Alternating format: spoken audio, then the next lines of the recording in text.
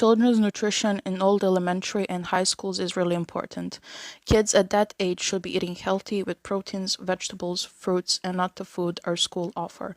The food in cafeterias and school bakeries is first of all very unhealthy and also quite expensive, and it's expected to get even more expensive soon.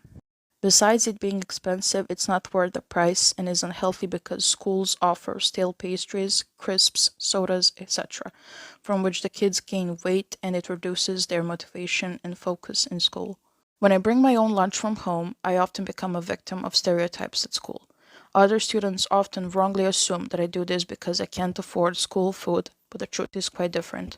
I bring food from home not because I can't afford school food, but because I want to eat healthier, and there are no such options at school. In my opinion, by changing the food options to more healthier ones in schools and reducing the prices, it would become more affordable and healthier for students to eat in school. This simple change could make a significant difference in both students' health and their wallets.